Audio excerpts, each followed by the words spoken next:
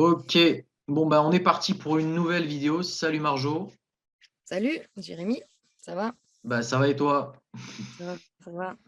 Alors aujourd'hui on va parler de compléments alimentaires, de supplémentation avec toi. Tu as une petite expertise sur le sujet et je voulais faire cette vidéo avec toi parce qu'il y a quand même pas mal de gens en commentaire qui me demandent mon avis sur les compléments, qui me disent qu'est-ce que tu en penses, est-ce qu'on devrait en prendre? Par exemple, je vais donner juste un exemple. Nous en naturopathie, en tout cas dans ma première formation que j'avais fait en France, on nous avait appris que en France, au mois d'hiver et au début du mois de printemps, pendant cette période-là, il faut absolument complémenter tout le monde, quasiment tout le monde en vitamine D. Donc voilà, ça c'est juste pour un petit peu pour introduire le sujet. Et c'est vrai que moi, en tout cas, c'est vrai que les compléments alimentaires, j'essaye de faire un maximum sans et je me suis jamais vraiment intéressé en profondeur à la question. Et toi, je sais que tu t'y intéresses, donc on va te poser quelques petites questions sur ce sujet aujourd'hui. Mais avant de commencer, pour les gens qui ne te connaissent pas, si jamais il y en a, est-ce que tu peux nous donner un petit aperçu de toi? Qui es-tu? Qu'est-ce que tu fais? Ouais, j'ai lancé ma chaîne YouTube en 2018. C'était à l'époque où j'essayais de me guérir d'une candidose intestinale. C'était pour partager le protocole que je faisais et voilà, mon évolution sur ma santé. Oui, je me suis vraiment intéressée à la santé à partir de ce moment-là où j'ai commencé à être vraiment malade. Enfin, un peu avant cette histoire de candidose, en fait, j'étais très, très malade à peu près toute ma vie. Et Ok. encore pire dans ma vingtaine, de 20 ans à 25-26 ans, j'étais non-stop malade, sous antibiotiques, par voie intraveineuse, enfin une horreur quoi. Donc j'étais de plus en plus malade avec la médecine allopathique et je ne faisais pas spécialement confiance à la naturopathie. Enfin, c'est même pas que je faisais pas confiance, c'est que je connaissais pas et pour moi c'était un truc un peu de hippie, qui sert à rien. Ok.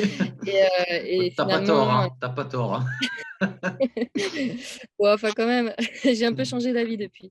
Donc voilà, en fait, vu que j'arrivais à rien avec la médecine allopathique qui finalement m'empoisonnait de plus en plus, je me suis dit: «Bon, quitte à être dans un état déplorable, autant voir, un autre type de médecine, au pire ça marche pas» et c'est là que j'ai vu, un naturopathe qui m'a enfin, aidée et Mhm. grâce à lui, j'ai réussi à m'en sortir et de là, en fait, je me suis intéressée à la nutrition. C'est quelque chose qui m'avait jamais intéressée, jusque-là en fait, j'avais une, alimentation, vraiment horrible et puis, voilà, grâce à lui, j'ai commencé à m'intéresser par la nutrition. Après, j'étais intéressée par les plantes, sauvages et médicinales depuis quelque temps déjà, mais c'est vrai que je me l'appliquais pas vraiment et encore une fois, je m'intéressais pas vraiment à la santé jusqu'à ce moment-là, 25-26 ans.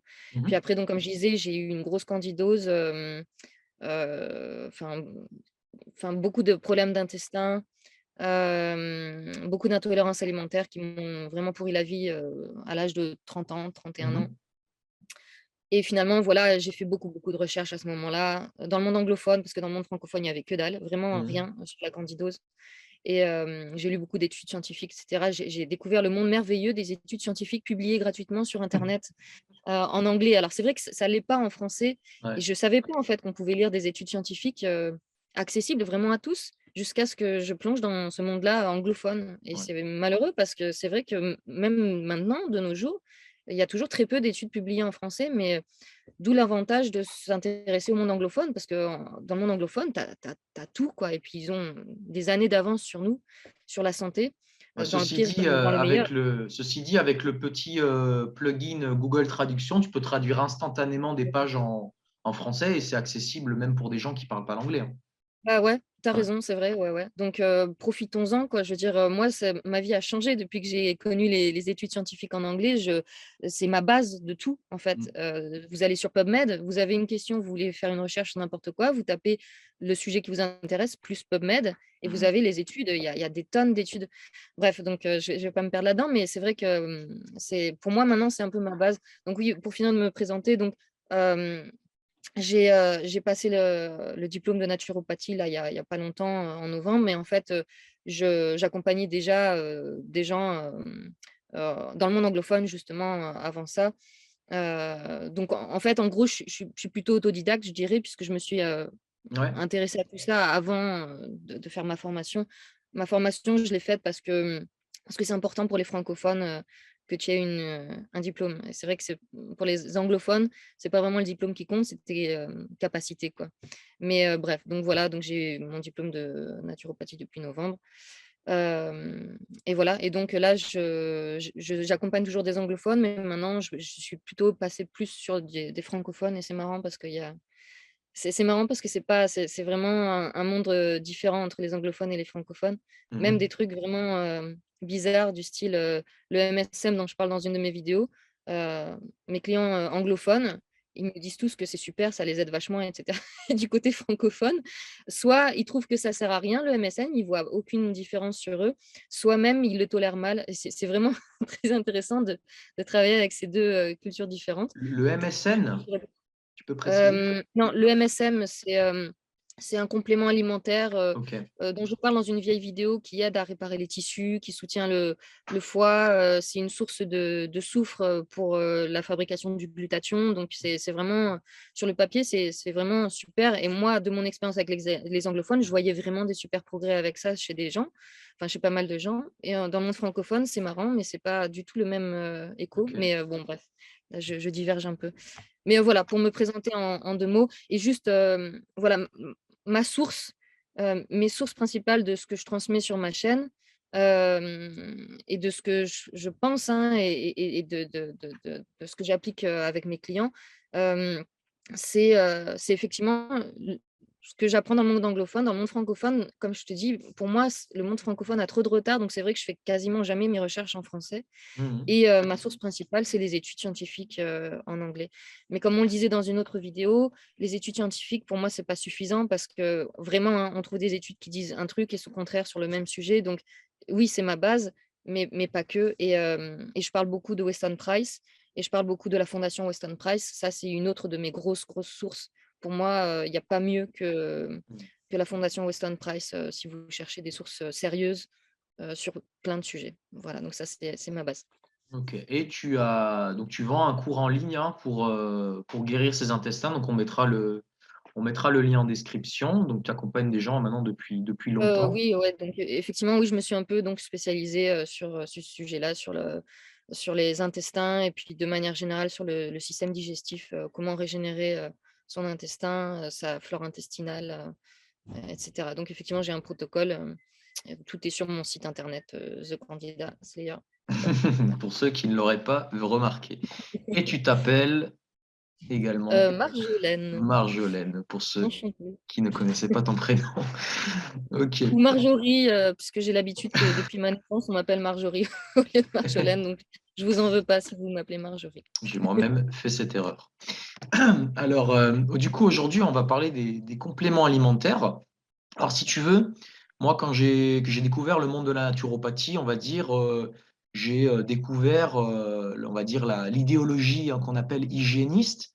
Donc, voilà, des naturopathes ou des hygiénistes, du coup, pour les appeler, qui essayent vraiment de laisser le corps faire un maximum par enfin, par lui-même.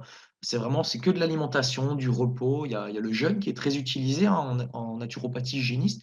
Et donc, vraiment, on touche pas, on intervient au minimum dans les processus de régulation du corps. Et donc, les compléments, c'est vraiment pas quelque chose qui est utilisé dans l'hygiénisme, contrairement dans la naturopathie. C'est vrai qu'aujourd'hui, on voit de plus en plus de naturopathes même développer leur propre marque de compléments, préconiser, parce qu'un naturopathe ne prescrit pas, il conseille toute une ribambelle, hein, et ça peut lui arriver, hein. Il y en a qui conseillent des ribambelles de compléments alimentaires. Alors, bah, on va essayer de recommencer un petit peu, voilà, par le B à bas. Est-ce que tu peux nous dire qu'est-ce qu'un complément alimentaire? Est-ce qu'il y a différents types de compléments alimentaires? Oui, bah, alors, il y a une définition précise, hein, que c'est une définition qui a été donnée par un décret européen de ce qu'est un complément alimentaire. Donc, je vais te lire juste le principal. Donc, les compléments alimentaires, c'est des denrées alimentaires, dont le but est de compléter le régime alimentaire normal et qui constituent une source concentrée de nutriments ou d'autres substances ayant un effet nutritionnel ou physiologique.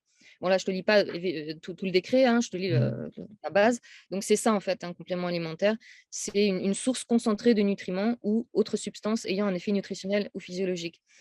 Donc, en fait, source concentrée de nutriments, ça va être des vitamines, des minéraux, des acides aminés. Ça, voilà, en général, ce sera plutôt ça. Après, ça s'élargit aussi donc avec, la définition qui est autre substance ayant un effet nutritionnel ou physiologique. Et ça, en fait, dans ce point-là, on regroupe en fait tous les protéines, tu sais, pour ceux qui font de la muscu, et puis tous les remèdes à base de plantes, en fait. Heu, que ce soit, des plantes entières, pulvérisées en poudre, par exemple, ou que ce soit des extraits de plantes du style, des alcaloïdes comme la berbérine, par exemple, ou, ou voilà des remèdes, de plantes, voilà sous différentes formes. Donc comme je te disais, en poudre, ou des extraits ou des teintures mères ou même, des huiles essentielles, qui sont considérées comme des compléments alimentaires.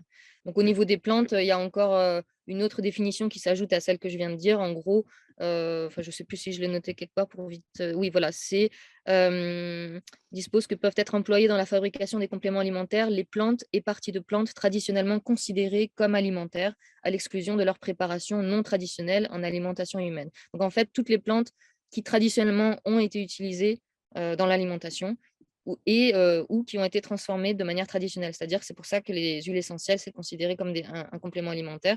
C'est parce que c'est D'accord, traditionnellement fait par distillation, c'est un process traditionnel. Par contre, d'accord. si on va trafiquer les plantes d'une manière pas traditionnelle, on ne pourra pas vraiment dire que c'est un complément. Donc ça, par exemple, c'est de la valériane, donc c'est un extrait de plante fraîche, donc c'est un complément alimentaire, c'est marqué en dessous, c'est pas de la phytothérapie et cetera, c'est un complément Bah, alimentaire. même, Ouais, hein, même la phytothérapie, tu peux dire, que c'est un complément alimentaire, hein. Les teintures mères, on peut ouais, les compter comme, compléments alimentaires, par exemple. ouais. Donc oui, c'est très vaste, en fait, mais la grosse différence avec, si tu veux, en fait, il faut faire la différence avec un médicament chimique. Enfin, tu peux pas appeler, complément alimentaire et médicament, tu peux pas les mettre dans le OK, même panier. Et un médicament aussi, ça a sa propre définition. Un médicament, c'est quelque chose qui est fait pour guérir, des maladies et on peut pas dire ça, en tout cas, au niveau de la loi, on n'a pas le droit de dire ça au niveau des compléments alimentaires. Les d'accord, compléments alimentaires ne sont pas faits pour guérir, pour soigner des maladies. Voilà. OK, Ça complète l'alimentation. Voilà. d'accord. Mmh. Est-ce que tu peux nous donner, les différents, j'imagine qu'on fabrique pas tous les compléments, de la même façon. Là, par exemple, tu nous as dit que, ben, les plantes, voilà, on peut les préparer d'une certaine manière, sans trop les dénaturer. Il y a quand même des compléments alimentaires qui sont faits à partir de nutriments qui ont été, qu'on est allé chercher dans la matrice de certains aliments. Est-ce que tu peux nous faire, la distinction entre différents types de compléments, s'il te plaît? Ouais, voilà, donc c'est vrai que complément, ça c'est très large, ça regroupe, des tas de choses vraiment différentes. Donc pour donner un exemple, par rapport au donc effectivement, il y a plus ou moins naturel. Donc pour donner un exemple par rapport aux vitamines, par exemple, tu as les vitamines, complètement synthétiques, fabriquées en Mmh mh. laboratoire. Mmh. Tu as les vitamines le plus naturel possible, je vais détailler après ce que c'est. Puis tu as un peu un entre-deux où c'est une vitamine qui a été extraite d'une plante ou d'un animal, donc de base naturelle, donc pas complètement synthétique, mais complètement isolée. Donc tu vois, tu as en gros ces 3 sortes différentes. Donc, par exemple, les vitamines synthétiques, c'est des vitamines qui sont fabriqués en laboratoire, pas du tout à partir de la plante en question qui contient la vitamine ou pas du tout à partir de l'animal, de parties animales qui contiendraient la vitamine. Je vais donner un exemple après pour la vitamine C, Mmh. mais à partir, quand c'est synthétique, c'est à partir de, souvent c'est fait à partir de dérivés du pétrole, de produits chimiques comme de l'ammoniac, formaldéhyde, aldéhyde, acétone et cetera. Ça c'est ce qui est c'est Ça ce qui est donne pas synthétique. très envie, hein? Hem, je vais te donner par exemple la vitamine C. Donc la vitamine C Ouais. par contre, elle est pas faite à partir de produits, dérivés du pétrole. Ça, les produits dérivés du pétrole, c'est surtout les vitamines B. Je vais détailler ça peut-être après, mais je vais donner l'exemple de la vitamine C que tout le monde connaît. La Mmh. vitamine C, quand elle a été découverte, elle a été, extraite de plantes et des surrénales. Parce qu'il faut savoir que les surrénales sont super riches en vitamine C, hein. C'est pas que Mmh. les plantes, hein. On croit que c'est toujours que dans les plantes, mais certaines parties d'animaux sont très riches en vitamine C. Les surrénales, l'intérieur de l'œil, la glande pituitaire, je ne sais plus comment on dit en français. Mais bref, donc la vitamine C, à la base, quand ils l'ont découverte, ils l'ont isolée en l'isolant de plantes ou de glandes surrénales. Et donc, ils l'ont isolée, purifiée, ça te donnait une vitamine isolée, mais de base naturelle. Mmh. Et puis après, ils ont trouvé comment la fabriquer synthétiquement. C'est-à-dire que ce n'est pas du tout fabriqué à partir de ces plantes riches en vitamine C ou de cet organe riche en vitamine C. Pour OK. fabriquer la vitamine C synthétique, ils ont, ils, ont fait, ils ont fait un processus de fermentation. Ils ont pris des moisissures ou des levures ou des bactéries. On peut faire avec peu importe de cela, mais à la base, c'était plutôt, je crois, des moisissures. Mmh. Et ils ont fermenté du glucose avec ces moisissures et ça a fait de l'acide ascorbique. Voilà. D'accord. Et aussi, il faut savoir que la vitamine C, c'est pas que l'acide ascorbique, hein. Donc, moi, je parle juste de l'acide ascorbique là, à l'époque qu'ils ont isolé, mais en fait, c'est plus compliqué que ça, la vitamine C. Mais peut-être que je le développerai après. Et donc, là, on a vu donc la vitamine C extraite d'une plante ou d'un animal. On a vu la vitamine C fabriquée synthétiquement à partir de fermentation de sucre de maïs. En général, c'est fait à partir de ça maintenant, et d'une bactérie. Et la version la plus naturelle qu'on trouve maintenant, ce sera des concentrés de plantes, par exemple. Et c'est pour ça que moi, par exemple, je conseille l'acérola, la poudre d'acérola. C'est-à-dire que c'est quasiment pas transformé. Tu prends juste les fruits de l'acérola, tu les sèches Mmh. à basse température et voilà, et tu les mets en poudre. Ce qui fait que tu as là, la vitamine C, elle n'est pas isolée, elle vient avec tous ses cofacteurs. Mmh. Donc c'est vraiment différent des 2 autres, formes qu'on a vues Mmh. avant, en fait. Pour les vitamines B, bon après, pour les autres vitamines, si tu veux, donc là, ce que je te disais, au tout début, quand ils ont extrait et isolé la vitamine C de plantes ou d'animaux, Mmh. au tout début, ils faisaient ça, mais maintenant, les vitamines que vous trouvez dans les magasins, c'est soit complètement synthétique, soit complètement naturel. Tu as plus l'entre-deux vraiment, extrait d'un animal ou d'une plante et puis ensuite, purifié, isolé. Cette partie-là, on peut un peu l'oublier, c'est plus vraiment ce que tu trouves maintenant, c'est soit complètement synthétique, soit complètement naturel. D'accord. Et donc, voilà, pour les vitamines synthétiques, comme je te disais, c'est soit comme pour l'exemple de la vitamine C, c'est fait à partir de fermentation de glucose, soit pour la majorité des vitamines B, c'est fait à partir de dérivés du pétrole et autres produits chimiques, soit, pour la vitamine D, par exemple, c'est, quand on prend la vitamine D3, par exemple, c'est, fait à partir de graisse de mouton là Mouton, qu'on ouais, la laine de mouton, ouais. voilà, c'est ça, c'est la graisse, de laine de mouton, donc qu'ils extraient, qu'ils purifient et qu'ils irradient. Voilà. Et quoi? Hem, Qu'ils Ils irradient? irradient, oui, ils irradient avec des UV parce que tu peux pas fabriquer de la vitamine D sans irradiation. Je veux dire et nous, OK. c'est pareil dans notre corps, en fait, c'est l'irradiation des UV du soleil qui fait Ouais. que la forme qu'on a dans la peau va réagir, en fait, avec les UV du soleil. Donc pour fabriquer la vitamine D, c'est par extraction de la laine du mouton. Bon, après, tu as Mmh. d'autres formes de vitamine D aussi, hein. Tu l'as extraite de lichen, par exemple, ou de Ouais. voilà, puis ou de champignons, ça dépend de quelle forme tu regardes. Mais si tu veux, parmi ces vitamines que je viens de citer, bah, les moins pires, ce sera effectivement, la vitamine C synthétique et la vitamine D, synthétique, puisque c'est quand même, pas fait à partir de dérivés du pétrole, de formaldéhyde et d'autres saletés comme ça, quoi. Hem, mais enfin, voilà, donc ça, c'est pour les vitamines. Après pour les minéraux, c'est encore autre chose.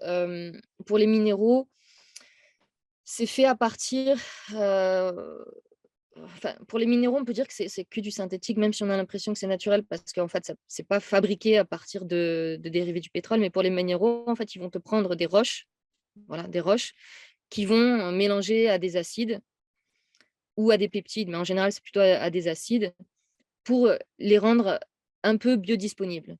Parce que si demain tu croques dans de la craie, que tu mâches ça, que tu avales, bon, ben, ce ne sera pas biodisponible, quoi. Tu vas quasiment rien, peut-être que tu vas absorber un petit peu de calcium, Mmh. mais quasiment rien. En fait, pour rendre le calcium biodisponible, ils vont le mélanger à différents acides. C'est pour ça que tu as le le le, malate de calcium, le citrate de Mmh. calcium et un Mmh. citrate malate de magnésium et de tas de trucs comme ça. C'est qu'ils mélangent à un acide pour que ce soit un peu plus biodisponible. Mais en réalité, c'est très, très peu biodisponible et puis là, le problème, comme pour les vitamines, c'est que c'est isolé. C'est isolé de ses cofacteurs et après, je vais sûrement détailler ça après, mais au-delà du fait que ce soit synthétique ou pas, enfin, au-delà du fait que le problème, ce soit que ce soit synthétique, c'est que c'est isolé, en fait, tu vois? Parce que ça vient pas avec ses cofacteurs. Hem Mais bon, avant d'aller là-dessus, après pour les acides aminés, par exemple, Oui, les gens qui se complémentent avec la L-glutamine, l'arginine, des choses ouais, comme ça, il faut savoir que c'est bien, bien chimique aussi, hein, et c'est un peu le même principe que pour les vitamines synthétiques. C'est soit donc les acides aminés sont soit fabriqués à partir de fermentation, un peu comme on a vu avec le processus de la vitamine C, soit complètement synthétiques à partir, de, d'aldéhyde, d'ammoniac, de choses comme ça. Heu, je vais te dire, il y a en fait pour les acides aminés, il y a 3 sortes, enfin il y a 3 processus différents, que j'ai juste noté quelque part, hein, pour, voilà. Tu as soit par la fermentation, donc ce que je viens de dire, soit la synthèse chimique, comme je viens de dire, et puis tu as une troisième option, c'est, extraction par hydrolyse qui serait la plus naturelle, la manière la plus naturelle d'obtenir les acides aminés, où, tu extrais de la kératine par hydrolyse et donc par un procédé avec de l'eau, quoi. Donc, tu as pas forcément de produits chimiques dans le processus. Et donc cette extraction par hydrolyse, en fait, ça va être ils vont prendre des plumes d'animaux ou des poils ou des cheveux. Heu, je sais qu'en Chine, enfin, quand c'est fait à base de cheveux, d'humains, je crois que c'est devenu interdit parce que je crois que c'est devenu interdit de fabriquer des compléments à partir de produits humains. Mais il y a pas si longtemps que ça, c'était, ça se faisait. C'est-à-dire, en Chine, ils récoltaient les cheveux dans tous les salons de coiffure et ensuite ils bah, ouais, ils faisaient comme ça, ils font fondre je sais pas trop comment et puis c'est un processus, le processus qui s'appelle l'hydrolyse où ça vient de quelque chose de plus naturel en fait que le processus chimique. Mais voilà, même si c'était fait à partir de ça, donc maintenant c'est plus vraiment fait à partir de cheveux d'humains, je crois que c'est devenu interdit. Maintenant ça va être fait à partir de plumes à d'animaux découper. principalement. Mais il faut voir aussi les plumes d'animaux, c'est des plumes de quels animaux? Qui viennent de quels élevages en général? C'est d'élevage super intensif, d'animaux super mal nourris, bombardés d'antibiotiques, de produits chimiques et cetera. Donc les acides aminés faits à partir de ces choses-là qui paraissent naturelles puisque c'est des plumes d'animaux, pourquoi pas? Mais il faut voir le processus parce que c'est tu vois, au-delà du fait que ce soit isolé, machin, faut voir aussi tout le processus et dans le processus, quels produits sont utilisés, tu vois? Quand tu as l'impression que c'est naturel, par exemple, en revenant sur la vitamine D dont on a parlé tout à l'heure, Mmh, tu te ouais, dis: «Bon, bah, c'est extrait de laine de la laine de mouton, ouais, mouton», bah, ça va, tu vois? c'est Ça fait naturel, pas ouais. peur, quoi. Voilà, c'est naturel. Mais regardons les détails. C'est fait comment? Puis déjà les moutons, ils étaient dans quel état? La laine, Ouais, elle était dans quel état? Ils l'ont extraite comment? Est-ce qu'ils ont utilisé des solvants? Si oui, quels solvants? Est-ce que ça va être de l'hexane, un dérivé du pétrole dans lequel, quand tu utilises des solvants, tu as toujours un peu des résidus dans le produit final, ouais, tu vois? toujours, ouais. Heu, comment ça va être purifié? Tu vois? C'est ça aussi qu'il faut voir ou la vitamine E, comment ils la fabriquent maintenant la vitamine E? La vitamine E, ils la fabriquent à partir d'huile et principalement d'huile de soja. Quand tu dis la vitamine E, elle extrait d'huile, bah, OK, ça va, c'est plutôt naturel. Oui, mais quelle huile? Huile de soja principalement et le soja, c'est quoi maintenant? Plus de 90 du soja mondial, il est OGM. Donc ça va être extrait de soja OGM et à savoir que quand une plante est OGM, ça veut dire qu'elle a été bombardée de glyphosate, herbicides et compagnie, parce que c'est le principe des OGM. Mmh. Le principe des OGM, c'est de résister aux herbicides. Donc ça veut dire que quand tu manges quelque chose d'OGM, non seulement, on sait que c'est cancérigène et que ça change ton ADN dans une certaine mesure à plus ou moins long terme, mais au-delà de ça, c'est aussi que, les plantes OGM sont bombardées de produits chimiques. C'est pour ça qu'ils ont créé les OGM, c'est pour que ces plantes-là résistent aux herbicides. Donc quand tu manges quelque chose d'OGM, c'est non seulement dégueulasse pour ce qu'on sait des OGM, mais aussi parce que ce sera bombardé de produits chimiques. Donc pour en revenir à la vitamine E, faite à partir d'huile de soja, donc voilà déjà quelle huile de soja? Certainement dégueulasse, certainement OGM. Et puis le processus qu'ils utilisent, c'est un processus, encore une fois, avec des solvants, plus ou moins chimiques, et en général Mmh mh. bien chimiques. Mmh. Puis il y a tout un processus aussi de distillation. Ça par contre, c'est un truc que j'arrive pas à comprendre, comment ils arrivent, par un processus de distillation à extraire la vitamine E, puisque la vitamine E est très sensible à la chaleur. Mais bon, donc admettons. Mais tu vois? Donc quand on regarde, voilà et pour revenir à la vitamine C, on peut se dire: «Bon, bah, ça va, c'est pas si chimique que ça, c'est juste tu prends une bactérie, tu prends, un sucre, ça fermente, ça te fait l'acide ascorbique». Bon, pourquoi pas? Il y a pas trop de produits chimiques là-dedans. Non, mais Mmh. regardons encore une fois la base. Quel sucre est utilisé? La majorité du sucre utilisé pour la fabrication de vitamine C, c'est du sucre de maïs, là, du sucre de maïs. Ouais. Comment on appelle ça? C'est pas Sirop de le maïs? mot. Ouais, enfin, c'est du. Sirop de fructose? Ouais, voilà, enfin, c'est de l'extrait de maïs, c'est du sucre de maïs dégueulasse, Ouais. OGM la plupart du temps. Alors, nous, en Europe, c'est pas forcément OGM. Aux États-Unis, c'est quasiment tout le temps OGM. Donc, déjà, c'est un sucre OGM. Bah, en Europe, je veux bien, d'accord, c'est pas forcément OGM. Ça peut être du sucre de blé. Mmh. Mais même euh, pour extraire, enfin, c'est du sucre purifié de blé. Donc, c'est pareil, c'est un truc ultra purifié, ultra.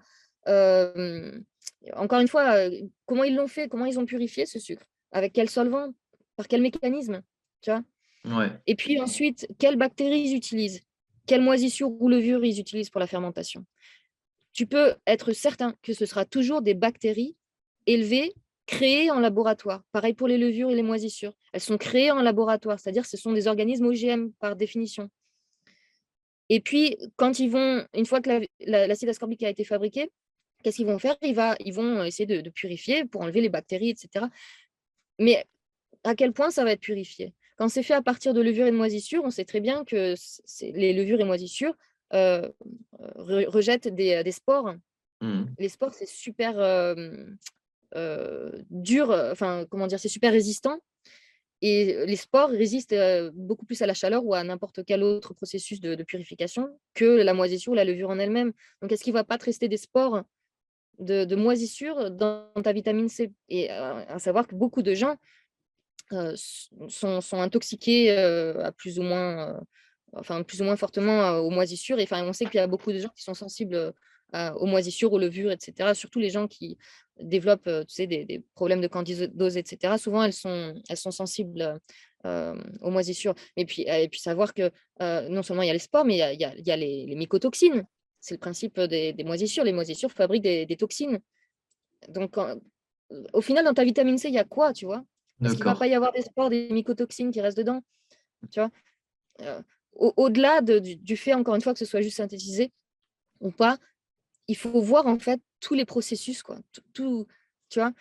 Et c'est la même logique quand tu regardes, quand tu achètes un paquet de biscuits à Carrefour, Mmh. euh, que tu regardes les ingrédients et tu te dis, oh, il y a marqué huile, sucre, tu vois, et que tu regardes ces ingrédients-là, chocolat, oh, bah, ça sonne bien, tu vois, huile, sucre, chocolat, pourquoi pas.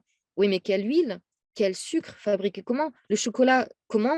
Pareil, est-ce qu'il y a de la lécithine? La lécithine, c'est pareil, quand tu regardes la lécithine, tu te dis, bah, c'est un C'est extrait de, c'est du de soja, ouais. soja. Ouais, mais voilà, quel soja, encore une fois? Du soja OGM. Enfin, tu vois, en Ouais, fait, ouais. il faut regarder au-delà des ingrédients principaux, quoi. Ouais, Et- tu nous dis, il faut regarder à la fois la qualité de la matière première, il faut Mm. regarder le processus d'extraction, il faut regarder les solvants, il faut regarder Ouais, est-ce que la matière première, comment a été, enfin, quels sont pas les ingrédients, mais quels sont les espèces chimiques qui interviennent, comment elles ont été produites. Et, enfin, c'est vrai qu'on a l'impression, en entendant des compléments alimentaires, que on réduit en fait le complément alimentaire à sa dénomination. C'est-à-dire que de la vitamine E qui a oui, c'est été juste une extraite, vitamine. voilà, c'est tout simplement de la vitamine E. On voit pas tout ce qui Oui, mais comment? accompagne, on le voit pas, Voilà, tout ce qui c'est accompagne ça. ce produit. Et je pense que effectivement, si déjà c'est pas bio, c'est sûr que c'est pas testé. Mais je pense qu'il faudrait voir au niveau des réglementations quels sont les seuils, minimums, tu vois, pour pouvoir, parce qu'ils peuvent pas non plus Oui, oui, non, commercialiser alors n'importe quoi, tu vois. tout à fait, il y a des contrôles qui se font, il y a des tests, etc. Donc, heu, mais même si c'est le cas, enfin, tu vois, quand c'est des mycotoxines ou des spores, ça, tu le vois pas forcément quand c'est en toute petite quantité. Et puis, des solvants comme l'hexane, par exemple, qui peuvent être utilisés, alors c'est quasiment plus utilisé pour les vitamines, par exemple, ce genre Ouais, de solvant, mais par contre, c'est très utilisé, bon, principalement aux États-Unis, pas trop en Europe. C'est vrai qu'en Europe, on a quand même des régulations, enfin, des règlements qui sont mieux qu'aux États-Unis pour l'instant. Mais par exemple, pour le processus de fabrication des huiles végétales aux États-Unis, ils utilisent beaucoup l'hexane. ouais. Ils te disent: «Oui, mais c'est purifié, après il y a plus d'hexane». Il n'y a plus Bah si, il y en d'hexane, a ouais. toujours un petit peu, mais il y en a toujours un peu. Il y a toujours Hmm. des résidus et puis «Oui, mais c'est des résidus». Non, mais c'est des résidus ultra toxiques. C'est pas parce que c'est des résidus que tu vois? Ouais, C'est si les tu prends le résidus de complément produits 6 chimiques. mois par an, forcément ça fait beaucoup au final, quoi, ouais, Ouais, c'est tout à ça. fait. Et puis, je vais te lire du coup un petit peu. Ça, je le prends de mon article. Donc, Ouais, oui, juste pour ceux qui sont intéressés, j'ai écrit un article que j'ai essayé de détailler le plus possible. Je l'ai écrit il y a quelques mois sur les vitamines synthétiques. Je vais te dire vite fait comment ils fabriquent quelques-unes des vitamines B, par exemple. La vitamine B1, donc la vitamine vitamine, B1, la thiamine, elle est fabriquée à partir de goudron de houille, hein, qui est un dérivé du pétrole, d'ammoniac, oh, d'acétone et d'acide chlorhydrique. oh putain. Après, tu vois, si certaines personnes ne sont pas dérangées par le fait que c'est fait à partir de dérivés du pétrole et de produits chimiques, pourquoi pas? Parce que l'autre jour, sous une de mes dernières vidéos, j'ai eu un commentaire d'un gars qui disait: «Ouais, non, mais les produits chimiques, c'est très bien, et puis de toute façon, tout est chimique». Mmh. Non, mais tout est chimique, évidemment que tout est chimique. Je veux dire, évidemment, le monde est chimique, tout est chimique. Tu peux donner la formule chimique d'absolument tout. À partir de Ouais. là, effectivement, tu dis tout est chimique. Mais enfin, je sais même pas comment expliquer ça parce que, tout est chimique à partir de là, effectivement. Alors tu bois de l'essence, pourquoi Mmh. pas? Puisque Ouais. finalement c'est chimique et bon, si tu regardes juste la formule moléculaire, bah, ça reste, des carbohydrates, si tu veux. Ouais, ouais. Hem, bon, à partir du moment, où ça te dérange pas les produits chimiques, bah, alors OK, vas-y, tu vois? Mais moi personnellement, je trouve pas ça sain d'avaler, du goudron de houille, d'ammoniac et de l'acétone et de l'acide chlorhydrique, pour obtenir ma vitamine B1, Ouais, ce tu qu'il vois? voulait dire, c'est que pour lui, à partir du moment où la molécule finale, c'est de la vitamine B1, lui, ça le dérange pas. Mais c'est vrai que, comme tu dis, on n'a aucun recul pour savoir quel est l'impact de consommation de ces compléments chimiques sur toute une vie. C'est comme pour les conservateurs, les additifs. On n'a aucun recul, et on saura jamais parce que c'est impossible de faire ce type d'études. Il faudrait regarder sur toute une vie quel est l'impact sur les gens. Donc Mmh. c'est pas possible en fait, tu vois? Tout Bah, simplement, il y a quoi. des études. Non, mais il y a des études qui ont été faites et qui montrent Ah justement ouais? que sur le long terme, c'est toxique, oui. D'accord. Bah, non, je les liste dans mon article, dans le même article. Mais alors effectivement, pour en revenir à cet argument que de toute façon, c'est une molécule qui est Ouais, identique à la molécule naturelle, ouais. c'est vrai. Par exemple, c'est ce que dit, j'ai commandé le petit livre de Linus Pauling parce qu'après ma vidéo sur la vitamine C, Mmh. j'ai eu plein de commentaires: «Ouais, mais Linus Pauling, c'est un prix Nobel et il dit que c'est très bien la vitamine C Ouais, synthétique et toi, tu es qui pour remettre en question ce que le prix Nobel a dit?» ouais, j'ai je me suis dit: «Bah oui, ils ont raison, je vais lire ce que raconte Linus Pauling, comme ça je ouais, pourrais en parler». ouais. Donc Linus Pauling, et d'autres disent qu'effectivement, la vitamine C synthétique, elle est, enfin la vitamine C, accordons-nous, il parle de l'acide ascorbique, OK? Ce OK. n'est pas Donc la même la chose que la vitamine chimique, C. hein? Acide ascorbique, c'est chimique, c'est Alors ça? non, Non? donc en fait, la vitamine C, on a tendance à dire, acide ascorbique et que c'est la même chose. En OK, réalité, l'acide ascorbique n'est qu'une petite partie de la molécule de vitamine C. La OK, molécule de vitamine C, tu as l'acide ascorbique qui est la partie externe de la molécule, qui est antioxydante et qui protège en fait le reste de la molécule. Donc d'accord. l'acide ascorbique n'est qu'une petite partie de la vitamine C. On fait l'amalgame que c'est de la vitamine C, mais ça n'est qu'une partie. OK, Donc effectivement, la vitamine C synthétique, c'est vrai, oui, qu'au niveau moléculaire, au niveau de la formule chimique, c'est la même que la naturelle, que l'acide ascorbique naturel. Mais il y a pas tous les cofacteurs. Hem Et en fait, c'est ça le problème principal. Donc si on dit: «Oui, mais de toute façon, peu importe comment c'est fabriqué, même si c'est ultra chimique à la base, la molécule reste la même». C'est un argument, je suis d'accord. C'est un argument, effectivement. Si au final la molécule est exactement pareille, si elle est bien purifiée, qu'on a enlevé toutes les saloperies, de résidus d'hexane et compagnie ou autres, ou de résidus de dérivés du pétrole ou d'acétone ou formaldéhyde, trucs cancérigènes et cetera.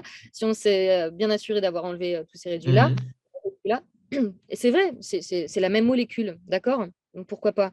Mais le problème principal, c'est pour ça que même tout ça, c'est même un faux débat. Le problème principal, c'est que c'est isolé, c'est que c'est isolé, tu vois? C'est pareil quand je te disais qu'au début, la vitamine C, ils l'ont extraite de plantes ou d'animaux, et qu'ils l'ont isolée. Là, on pourrait se dire: «Bon, bah, au moins, c'est pas fait à partir de pétrole». Oui, mais c'est isolé, c'est ça le problème principal. Même au-delà du fait que ce soit fait, à partir de enfin, de toute façon, c'est pas la vitamine C qui est faite à partir de pétrole, mais en revenant à mes vitamines B qui sont, elles, faites à partir de pétrole. mmh. Bon. De toute façon, le problème principal des vitamines, minéraux, acides aminés isolés, c'est qu'ils sont isolés et qu'ils viennent sans leur cofacteur. Pour revenir vite fait à Linus Pauling, à son livre, Ouais, je suis désolée, je ne sais pas si on voit bien, voilà. si, si. Voilà. Ça s'appelle Vitamine C and the Common Cold et le rhume. Ok. Donc, dans son livre, il ne regarde que ce que fait la vitamine C par rapport aux symptômes du rhume. Donc, les gens qui vont dire oui, mais Linus Pauling, il montre que prendre des taux énormes de vitamine C, c'est super. C'est super. Pour le rhume, il n'y a que ça qu'ils regardent. Ils ne regardent pas tout le reste. La vitamine C, il faut voir à quoi elle sert, la vitamine C, dans le corps. La vitamine C, elle sert, oui, pour le système immunitaire, mais elle sert surtout pour la construction de la peau, pour la fabrication de collagène dans le corps. Donc, si tu veux, là, il y a tout un biais dans ce livre-là où il ne regarde qu'une seule chose, c'est par rapport aux symptômes du rhume. Il ne regarde pas du tout par rapport à comment ça se passe au niveau de la peau, tu vois. Donc, effectivement, la vitamine C synthétique, comme il le montre, effectivement, elle a l'air enfin, elle aide à réduire les symptômes du rhume. Mais c'est une vision vachement étroite, je trouve, tu vois. Bien sûr, bien sûr. Parce que les gens qui vont te dire oui, mais la vitamine C synthétique, c'est très bien parce qu'il l'a montré, parce que ça réduit le rhume. Oui, effectivement. Si tu prends ta vitamine C juste pour réduire les symptômes de rhume, oui, il a montré que ça Ouais, marche. ouais. Là, on est dans quelque Mais chose est-ce que, d'allopathique, hein. On est quelque chose dans mais est-ce que ça veut d'allopathique, dire, quoi. voilà, mais est-ce que ça veut dire qu'elle n'est pas toxique sur le long terme? Bien sûr, bien Est-ce sûr. que ça veut dire que c'est pas parce qu'elle réduit tes symptômes de rhume, ton acide ascorbique synthétique, qui va pas faire des dégâts Autre d'un part. autre côté? Ouais, bien sûr. Voilà. Parce que, encore une fois, la vitamine C, elle est surtout nécessaire pour la fabrication du collagène, donc pour la bonne santé de la peau. Donc de prendre de l'acide ascorbique à grosse dose pendant plus ou moins longtemps, ça va forcément avoir un impact sur tes tissus. Et je cherchais l'autre jour une analogie pour essayer d'expliquer ce que j'essaie d'expliquer comme ça là. Mmh. Je me disais, on peut faire l'analogie où je te demande de construire une petite boîte, Ouais, une caisse, enfin peu importe. ouais, Et je te donne des planches. Parce que c'est avec ça que tu construis principalement ta ouais. boîte. Je te Il donne me des faut planches. il me faut des clous Par contre, aussi. voilà, je te donne pas de colle, je te donne pas de clous, je te donne pas les autres choses Ouais, dont tu as ouais, besoin pour construire ta boîte. bien Et sûr, donc, ouais. qu'est-ce que tu vas faire? Tu vas construire ta boîte effectivement avec les planches que je t'ai données, mais les clous, il faut que tu les prennes d'ailleurs. Ou ta colle, faut que tu la prennes ailleurs. Mmh. Ou alors, une autre analogie à laquelle j'ai pensé, tu as une voiture et tu as un pneu crevé. Tu vas virer le pneu crevé et tu as besoin d'un nouveau pneu. Donc, moi, je te donne enfin, pas le pneu, la roue carrément. Donc, tu vires ta roue. Et moi, je te donne une nouvelle roue. Par contre, je ne t'ai pas donné les écrous, les vis, etc. Donc, tu vas mettre ta nouvelle roue, mais pour la fixer, tu vas prendre les écrous d'une autre de tes 4 roues, ou alors tu vas prendre 2 écrous d'une autre roue.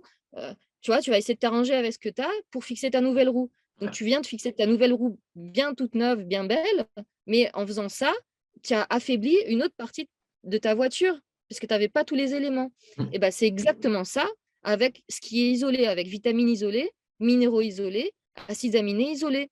Le corps, quand il reçoit un truc isolé qui n'existe pas dans la nature, ça n'existe pas dans la nature de l'acide ascorbique tout seul, ça n'existe pas. Mmh. Ou de la vitamine D toute seule, ça n'existe pas. Ou un minéral tout seul, c'est impossible que tu obtiennes un minéral tout seul dans ton Mmh mh. alimentation. C'est Ouais. impossible. Donc, quand ton corps reçoit ces choses-là isolées ou des acides aminés isolés, c'est pareil, ça n'existe pas. Et ben, soit il va pas le reconnaître et il va vite essayer de s'en débarrasser, il le considère comme un poison, comme une toxine dont il faut se débarrasser. Et au passage, bah, ça va affaiblir tes organes émonctoires comme le foie et les reins qui sont chargés d'éliminer les poisons. Soit il va le reconnaître, mais il va reconnaître qu'il n'y a qu'une seule partie de ce dont il a besoin. Et donc, il va puiser dans ses propres réserves ce dont il a besoin pour assimiler ce que tu viens de lui donner. Par exemple, si tu lui donnes de l'acide ascorbique, il lui faut les cofacteurs, il lui faut le cuivre, il lui faut les flavonoïdes, il lui faut la vitamine K, tu vois, il lui faut la tyrosinase, qui est une enzyme. Il- donc, il va essayer de prendre les cofacteurs quelque part dans ton corps pour les allier à l'acide ascorbique. Tu Ouais. vois. Donc finalement, en prenant l'acide ascorbique à haute dose sur le long terme, tu vas te rendre déficient en tous ces cofacteurs, en cuivre, en vitamine K, etc. Tu vois? Et Ouais. c'est pareil pour les autres, vitamines, pour les autres minéraux, pour les acides aminés, c'est la même chose. Ouais, nous, on avait cet exemple en biologie, on l'a vu il y a pas longtemps. En fait, dans les cellules et entre l'intérieur des cellules et l'extérieur des cellules, tu as du potassium et du sodium qui circulent. Et Mmh. ils sont dans un rapport un tiers, deux tiers. Mmh. Donc, si je me trompe pas, il y a un rapport un tiers, deux tiers qui est super. Enfin, le sodium est supérieur au potassium dans le milieu extracellulaire et inversement dans le milieu Ouais. intracellulaire. Et, Mmh. euh, et cet échange se fait à travers des pompes, enfin, qui Mmh. passent, euh, qui passent à l'intérieur de la cellule. En fait, ce qui se passe, c'est que, bah, imaginons, tu apportes une grosse quantité de potassium. Et ben, pour garder le ratio, ben, la cellule elle va devoir faire quoi? Elle va devoir aller pomper du sodium et vite, vite, vite Mmh. le faire passer dans la cellule pour garder le ratio, enfin pour garder l'homéostasie. Ouais. Et bah, du coup, bah, tu perds des minéraux en fait. On sait que le sodium il a un grand rôle dans la rétention de minéraux, hein, la salinité du sang. Donc, en fait, tu viens perturber. Si tu le fais ça à tort et à travers, comme tu le dis, en fait, tu viens perturber complètement le fonctionnement qui est déjà en place, quoi. Ouais, ouais, et ben, tout à fait, là, cette histoire de sodium, c'est un bon exemple aussi parce que quand, on mange du sel, bah, c'est pareil, c'est du sel raffiné, c'est Tout du chlorure seul, de sodium. seul, tout seul, ouais. Voilà, donc après ça dépend de quel type de sel tu manges, mais j'ai fait une vidéo il y a pas longtemps sur, l'eau de Quinton, l'eau de mer, Oui, oui. où j'explique un peu ça et où Quinton, justement, montre la différence, d'absorption dans le corps entre le chlorure de sodium pur et l'eau de mer. Oui. Et justement, c'est très intéressant parce que ça rejoint donc ce que je dis sur le problème des choses isolées. Donc quand tu fais une solution, alors lui, c'était des solutions qu'il injectait, aux chiens.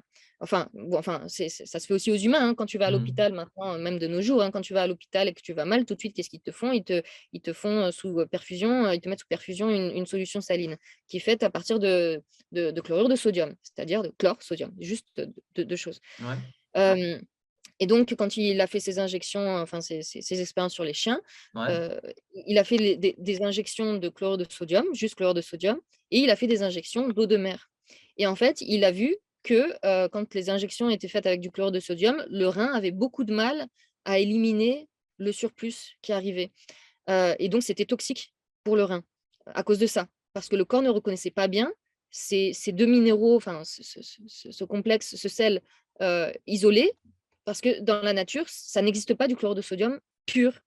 Alors que quand il a injecté de l'eau de mer, il y avait zéro toxicité pour les reins, parce que les reins reconnaissaient tout à fait ce mélange qui est de différents minéraux qu'est l'eau de mer et donc le surplus d'eau de mer qui était injecté au chien, bah, il sortait tout de suite, par les urines, à la même vitesse que l'injection. Je sais pas si c'est très clair ce que Si, j'explique, si. mais en gros, dans l'eau de mer, tu as effectivement principalement du chlorure de sodium, mais tu as tu as tous les minéraux, tu as tous les autres minéraux en moindre quantité. Si je me souviens bien, je crois que c'est, heu, bon, je me souviens plus exactement, mais il me semble que c'est, autour de 98. Il faudra vérifier dans mon Ouais. article ou dans ma vidéo. C'est genre, 98 de chlorure de sodium et 2 du reste, de tous les autres minéraux, Mmh. oligo-éléments et Mmh mh. cetera. Donc Mmh. là, tu te dis: «Bah, c'est que 2 c'est pas grand-chose, c'est pareil». Mmh. Bah non, c'est pas pareil. Bah non, c'est pas pareil et lui, il l'a montré. Quand on l'a montré que le Et chlorure de sodium, c'est pas pareil que l'eau de mer. Isoler des minéraux, ça a pas le même impact pour le corps que des minéraux qui viennent ensemble complets et donc c'est OK. pareil quand tu prends des suppléments de minéraux.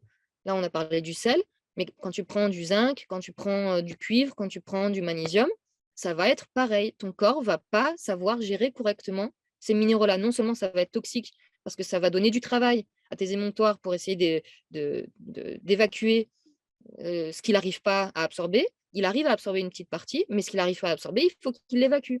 Ça demande du travail à tes émonctoires, ça demande du travail à tes reins et même ce qui est absorbé, c'est ridicule comparé à l'absorption des minéraux dans la nourriture. Là, j'ai un article pareil que je pourrais t'envoyer Mmh. où justement, c'est tout un tas d'études compilées sur les minéraux. Tu vois, par exemple, heu, le calcium en minéral, isolé, est 8,79 fois moins absorbé que le calcium dans la nourriture. Pour le chromium, c'est 25 fois moins bien absorbé que si ça vient de ta nourriture. Pour le cuivre, c'est 85% moins absorbé que si Ouais. ça vient de ta nourriture, etc., etc. Le magnésium, plus de 2 fois moins absorbé. Enfin, voilà. Donc, Ok. non seulement c'est mal absorbé, mais en plus c'est toxique parce que ton corps, il faut qu'il réussisse à dégager ce qu'il n'a pas réussi à absorber. Ouais. Alors du coup, une question un peu bête, mais ok, quand on absorbe un minéraux, un nutriment isolé, ça peut avoir des conséquences négatives. Mais qu'est-ce qui se passerait si on apportait les différents nutriments dans les Mhm, bonnes proportions, mhm. mais de façon complémentée? C'est quoi ton... Tu vois ce que je veux dire ou pas? Ouais, je vois. Oui, oui, bien sûr. Bah, on se dit, bah, alors, puisque le cofacteur de l'acide ascorbique, c'est le cuivre. D'où le complément multivitaminé. Ouais, ouais, ouais. Voilà, on peut apporter du cuivre du coup pour compléter la vitamine C, on peut apporter des vitamines P, etc. Bon, il suffit de piocher un peu à droite à Ouais. gauche et puis c'est bon, on arrive à le faire artificiellement. Mais en fait, c'est juste impossible. C'est juste impossible parce que tout est intriqué. Non seulement les vitamines avec les minéraux, mais il y a des enzymes qui sont impliquées là-dedans, il y a des hormones. J'ai fait une vidéo récemment pour Mhm. justement parler de la vitamine D et la vitamine A, parce qu'il y Mhm. avait quelqu'un qui avait commenté sous une de mes vidéos que la vitamine D, que oui, qu'il valait mieux prendre de la vitamine D isolée parce que la vitamine A est toxique. Bon, je ne vais pas parler de ça dans cette vidéo, mais j'ai expliqué dans une autre vidéo si ça vous intéresse. Mais donc, j'ai fait cette vidéo pour montrer que la vitamine D doit aller avec la vitamine A, mais c'est tellement plus compliqué que ça. Et même sous cette vidéo où j'explique que c'est plus compliqué que ça, il y a quand même une personne qui a réussi à me dire, bah alors il suffit juste que je me complémente avec la vitamine A, alors que dans toute la vidéo, Mhm. j'explique que c'est loin d'être suffisant. La Mhm. vitamine D, elle interagit avec la vitamine A, mais en fait avec toutes les vitamines liposolubles. E, Mhm. K, ok. Elle interagit avec le soufre. Il y a besoin de soufre pour que la vitamine D puisse être transportée correctement dans le corps. Il y a besoin de magnésium aussi pour que la vitamine D puisse être transportée correctement dans le corps. Le calcium interagit avec la vitamine Mhm. D. Le phosphore aussi. Et dans cette vidéo, je parle de l'hormone thyroïdienne, la T4. Il y a la T4 qui est impliquée. Il y a certaines enzymes qui sont impliquées. C'est juste impossible. Et même si tu te dis, alors attends, si tu fais le calcul, hein, alors attends, il va falloir que je fasse la vitamine A. Et puis du coup, qu'est-ce qu'on a dit C'est un la bordel, vitamine pas E, la possible. Ouais. vitamine K. Donc, alors, si tu vas par là, donc la vitamine A, donc si tu te complémentes en vitamine A, sache que la vitamine A, elle fonctionne aussi avec le zinc, avec le fer, avec encore différentes choses comme ça. Donc, et puis le zinc, il fonctionne avec quoi? Avec le Q. C'est impossible. C'est impossible. C'est une chaîne impossible à réussir à faire artificiellement. La nature est parfaite.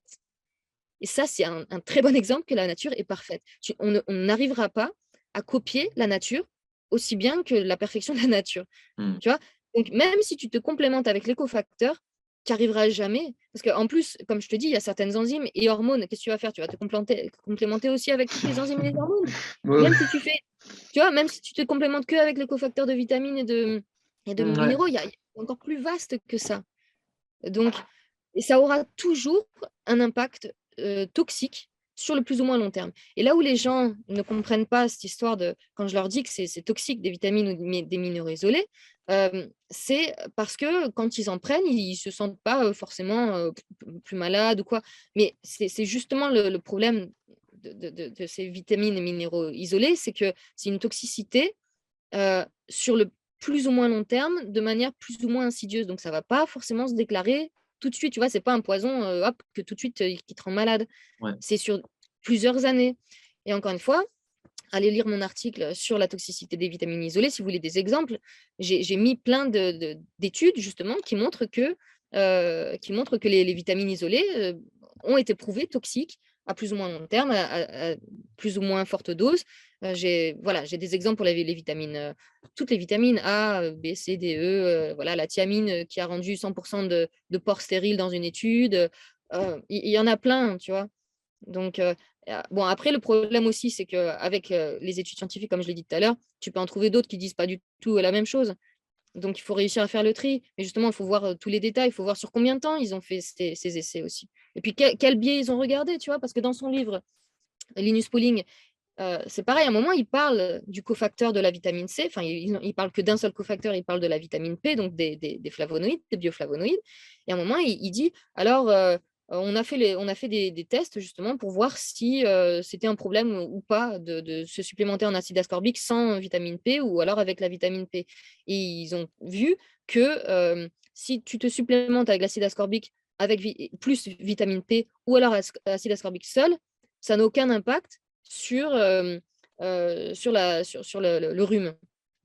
Mais ils regardent que ça, ils regardent que le rhume, c'est ce que je te disais tout à l'heure. Peut-être que ça n'a aucun impact sur le rhume, enfin, acide ascorbique et vitamine P, mais ça a sûrement un impact sur les tissus, puisque le principe des flavonoïdes, c'est justement qu'ils réparent les tissus, qu'ils réparent en particulier les vaisseaux, etc. Donc, ils ont regardé qu'un seul truc. Ouais. C'est pour ça, quand tu regardes une étude, regardez ce qu'ils regardent. Ils regardent qu'un seul truc.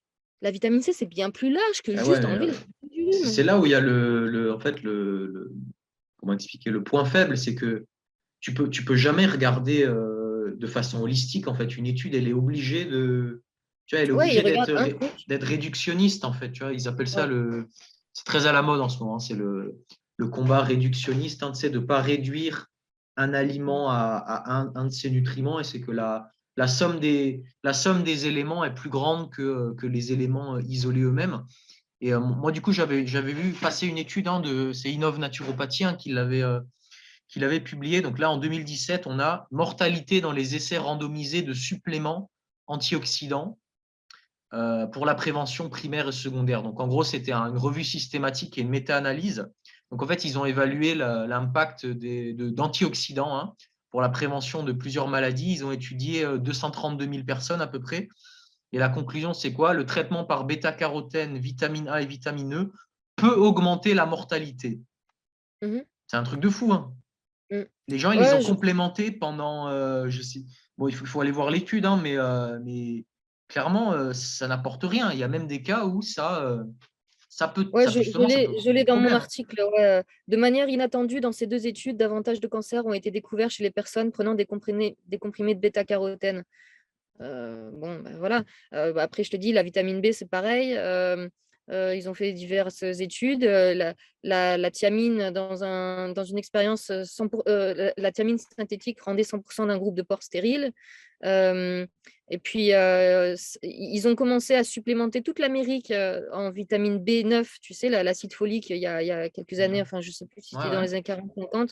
ouais. Hem et bah, ils se sont aperçus qu'il y avait une explosion de cancers colorectaux.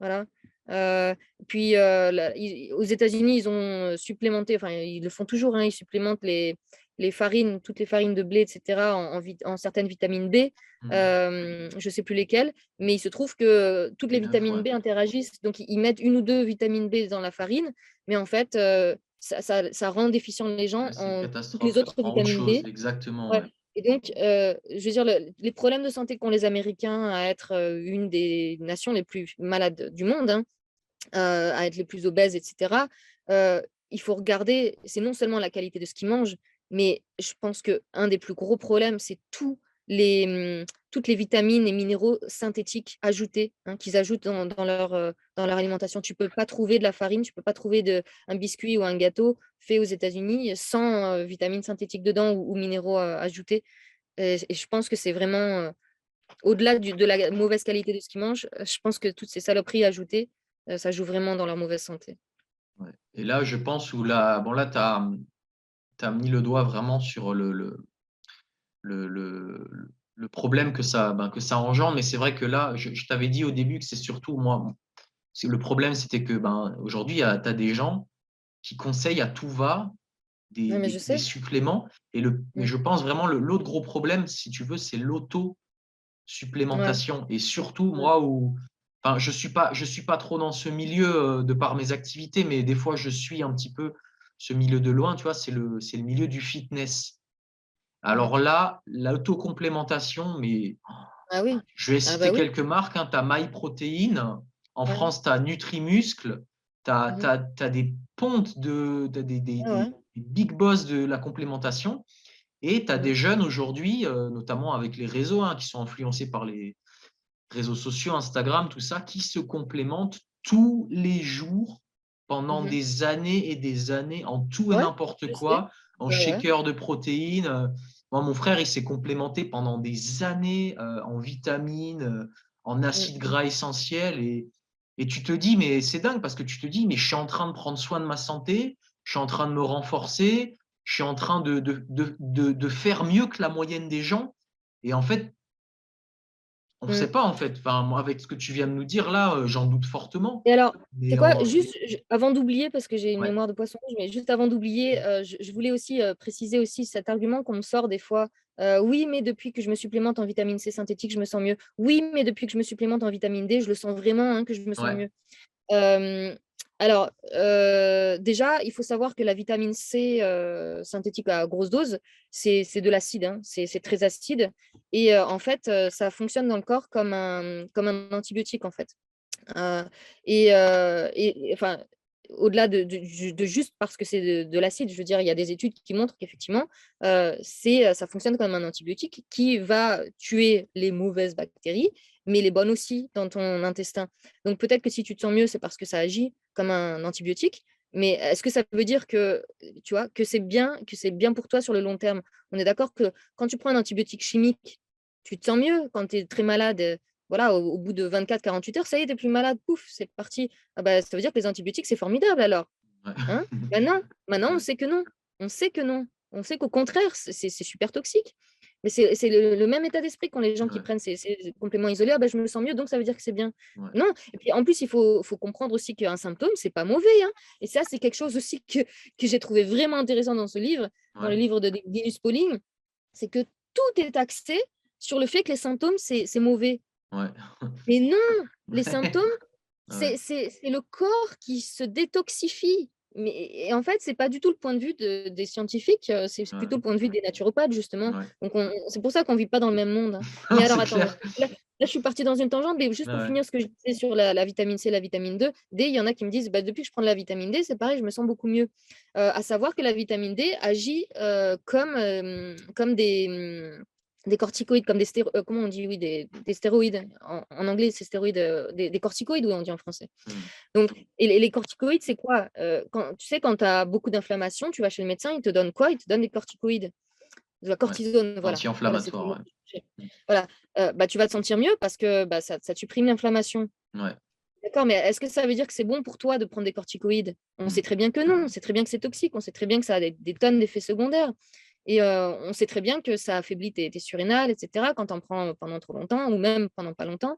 Mais donc ça va supprimer tes symptômes, mais est-ce que ça veut dire que c'est une bonne chose? Et supprimer l'inflammation, est-ce que c'est une bonne chose? Non. J'ai une vidéo sur l'inflammation qui a été très peu regardée malheureusement. C'est pas une Mmh. de mes vidéos les plus regardées, mais Ouais. pourtant les gens doivent comprendre que l'inflammation, c'est une bonne chose. C'est la réaction du corps, à quelque chose qui l'agresse pour se soigner, pour C'est la se guérir. réparation, ouais, c'est la régénération. Voilà, l'inflammation, c'est le processus de réparation du corps. Donc supprimer Ouais. l'inflammation, est-ce que c'est une bonne chose? Mmh. Non, parce que quand tu supprimes l'inflammation, tu supprimes le processus naturel de ton corps pour se réparer. Ce qu'il faut supprimer, c'est pas l'inflammation, c'est la cause de l'inflammation, c'est autre chose, tu vois? Tout à Donc fait, ouais. voilà, tu vas te sentir mieux avec la vitamine D parce que ça agit comme de la cortisone. Voilà. Bien Est-ce que c'est sûr. une bonne chose de prendre quelque chose, de prendre un équivalent de cortisone tout le temps, toute ta vie ou même tout l'hiver? Non, Non. tu vois? Donc, pour en revenir aux symptômes, voilà, les symptômes, c'est un processus de détoxification du corps. Ce qui est très drôle dans ce livre au début, franchement, j'ai beaucoup ri, hein, dans les Mmh. premiers chapitres. Pourtant, c'est pas un livre comique, hein. Mmh. Je suis pas en train de me moquer de lui parce que, bon, le 1er chapitre, il est vraiment drôle. Mais après le reste, si tu veux, je suis d'accord avec lui sur pas mal de choses, sur le fait que Mmh. oui, on devrait consommer plus de vitamine C, sauf que lui, il Mmh. dit plus de vitamine C synthétique, moi, je dis plus de vitamine C naturelle. Donc, si Ouais, tu veux, on est bien sûr, d'accord ouais. sur les taux, et cetera, Ouais. voilà. Mais par contre, au début, où il me fait rire, c'est qu'il raconte que le rhume est causé par un virus, hein, et que le but, en fait, c'est d'éradiquer le virus du rhume pour qu'il n'y ait plus de rhume dans le monde. Oui, voilà. Ouais, donc Il ouais. dit dans son premier Non, mais c'est un chapitre, bouquin de 1900 quand? 70, 1960? Voilà, bon, 70. Ouais. Mais on peut non, pas lui en mais vouloir. ça reste quand même la façon de penser des médecins et de la médecine Oui, allopathique bien sûr, oui, moderne. oui, bien C'est de sûr. Ouais, dire ouais. la maladie est due à un virus, Ouais, ouais. donc il faut éradiquer le virus pour éradiquer la maladie. Mais maintenant, de nos jours, on en parle pour certains virus, admettons, mais je sais Ouais, ouais. pas, vous, les spectateurs qui regardez, le rhume, est-ce que vous avez vraiment l'impression que c'est un problème mondial qu'il faut éradiquer en éradiquant le virus? Parce que c'est ce qu'il dit là, hein, dans son livre. Il dit: «Mon Dieu, puis le rhume, alors, ça peut dégénérer en méningite et vous pouvez mourir». Enfin, il parle loin là déjà. Ouais. Et voilà, il dit, voilà, si on arrive à éradiquer le virus grâce à une complémentation en acide ascorbique, c'est ce qu'il dit, hein. Il dit, en Non, ouais. quelques années, si on donne de l'acide ascorbique synthétique à tout le monde dans le monde Oh là là. occidental, le rhume disparaît. Oh là là. Parce qu'on aura vaincu le rhume. Ouais, Mais moi, ouais. je ne vois pas ça du tout comme ça. Le rhume, c'est un processus naturel du corps pour se détoxifier. Tu as le nez qui coule. Pourquoi? C'est parce que c'est une façon que ton corps a pour virer certaines toxines. Tu tousses, bah, c'est pareil. C'est du mucus. Le mucus, c'est une espèce de glu qui Hmm. va euh, concentrer en fait les toxines que ton corps veut dégager. Donc, tu vois, c'est juste pas la même façon de penser du tout entre, tu vois, Bien de la sûr, maladie, entre le monde allopathique et le monde bien naturopathique. sûr. Tu vois. Je vais continuer même ta tangente. J'ai deux anecdotes sur l'acide ascorbique. Euh, Moi, près de Belfort, mon papa, il a un cabinet de thérapeute et moi, je consulte des fois là-bas. Et ça, on a des chambres, hein, d'ailleurs, un petite pub, hein, s'il y en a qui veulent venir se reposer, manger une alimentation ancestrale et apprendre les vrais principes de la naturopathie, vous êtes les bienvenus. On a des chambres de lit toute l'année. Et des fois, une fois, on a accueilli une personne, c'était un Américain, et il était venu, bon, il était un peu fou, tu vois, il bossait en Suisse et il était venu un mois, il avait pris la chambre et on a mangé avec lui un soir et j'ai remarqué qu'il avait les dents défoncées partout, tu vois, cassées, noires, des trous partout, mais très grave, hein, tu vois, vraiment abusé, quoi. Et en parlant avec lui, il nous a expliqué que aux States, pendant 15 ans, je sais plus, de ses 10 à ses 25 ans, il a pris tous les jours de l'acide ascorbique. Mm. Et ça, en fait, C'est ça lui a assez- littéralement détruit mm, ses dents. Et ouais. il a des douleurs qu'il a depuis toute sa vie, depuis tout petit. Et en fait, il cherchait désespérément, c'est pour ça qu'il était là, hein, il cherchait désespérément un moyen tu vois, de régénérer. Tu vois. Bon, après, le mec, il est venu, il voulait faire tu sais, le protocole de prana où tu manges pas pendant 20 jours et ensuite après, tu peux te nourrir de prana. Bon, il était un peu fêlé, tu vois, mais bon, juste pour dire que voilà, à la base de ses problèmes de dents, il y avait une très très grande consommation d'acide ascorbique et il me disait, mais aux États-Unis, tout le monde Ouais. prend des compléments. Alors après, je ne sais pas si c'est vrai, mais c'est en tout cas, c'est ce que lui m'a raconté. Et la deuxième chose que je voulais dire, c'est que tu sais, ce que tu disais sur le fait qu'on se sent mieux Mm. temporairement et que justement, c'est pas forcément une bonne nouvelle. Ben moi, j'ai le même argument que je sors aux gens qui me disent que le jeûne intermittent, c'est exceptionnel, tu vois, c'est bien pour tout le monde. Je suis absolument pas d'accord avec ça. Je pense que c'est du cas par cas. Il y a des gens qui n'ont aucun intérêt à faire du jeûne intermittent, notamment les gens trop maigres, tu vois, et minces. Et justement, l'argument qui me sort tout le temps, c'est oui, mais moi, en jeûne intermittent, je me sens super bien, j'ai une poussée d'énergie, tu vois, comme une poussée d'hormones dans la matinée et tout. Mais je leur dis, mais c'est pas sûr que ce soit une bonne nouvelle, en fait. C'est peut-être ton Ouais. corps qui est en famine, tu vois, qui est en état de stress et Ouais, c'est ça. qui doit en fait te stimuler hormonalement avec du cortisol et tout pour Exactement. que tu t'écroules pas, en fait. Donc, C'est ça. c'est vrai qu'on n'a pas Ouais. du tout, comme tu le dis, la même vision du Mm. symptôme, en fait, qui est radicalement différent. Nous, on se réjouit du symptôme limite et on essaie de comprendre qu'est-ce qui l'a causé. Et là où c'est vrai que Ouais. la Euh, complémentation, je termine juste, la ouais. complémentation peut être intéressante, je dis peut être, c'est dans des cas d'aigus. Je veux dire, si tu as un gros problème, imagine que tu as un très gros rhume, que tu as des prédispositions, enfin, je te dis une connerie, hein, tu as un rhume qui peut devenir très toxique et ta vie est en jeu, eh ben, prends un peu de vitamine C un jour ou deux, mais comprends bien que c'est ce qui va, ça va t'aider ponctuellement et qu'il faut que tu règles ton problème en amont. Donc, pour moi, la complémentation, elle peut jouer un rôle de façon aiguë. Alors, je dis peu, hein, je prends des pincettes parce que comme je ne suis pas un expert, mais c'est tout. T'as pas, pour moi, tu n'as pas à te supplémenter 6 mois de l'année ou toute l'année en collagène, Alors, enfin, ça n'a pas de ouais. sens, quoi. Alors, figure-toi que dans son livre, il dit, Linus Pauling, que, en général, les gens qui ont un rhume, qui se supplémentent en vitamine C synthétique et qui arrêtent au bout de, je sais pas, 5 jours, enfin, qui arrêtent quand leur rhume est fini, que leur rhume est déjà fini depuis 2 3 jours, bah, du coup, ils arrêtent la supplémentation. Bah, ils retombent malades. Ah merde, Est-ce que c'est ça te con semble, ça. ça C'est te con semble ça. naturel? Tu vois? C'est Pour moi, bête, hein. ça ressemble au même fonctionnement que les médicaments chimiques.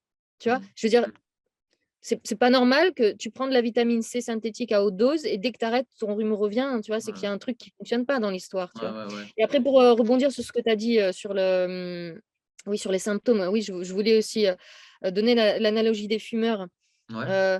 Tu vois, quand tu commences à fumer, tu as jamais fumé de ta vie, tu prends une cigarette, mais tu craches tes poumons et tu arrives plus à respirer pendant toute une journée. Moi, c'est ce que c'est ce qui m'était arrivé la première fois que j'avais fumé une cigarette. J'ai pris Ouais. une bouffée, Mmh. oh, c'était horrible et j'ai eu l'impression que ça restait dans mes poumons toute l'après-midi et Mmh. après, plus tu fumes, moins tu as de symptômes. Est-ce que ça veut dire que la cigarette, c'est bon pour toi? Non, Parce c'est que tu as pas de symptômes? l'accoutumance, hein, ouais. Voilà.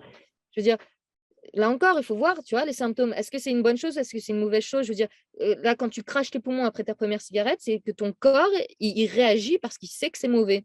Et après, quand ton corps, il abdique parce que tu l'as empoisonné, enfin, tu continues à l'empoisonner tous les jours avec la même chose, il finit par abdiquer et se dire: «Bon, OK, alors il faut que j'essaye de gérer ça puisque je peux plus, je peux pas, il y a plus assez de ressources pour le virer puisqu'elle m'empoisonne tous les jours à fumer», tu vois? Mmh. Donc là, pour les symptômes, pensez à cette analogie du fumeur.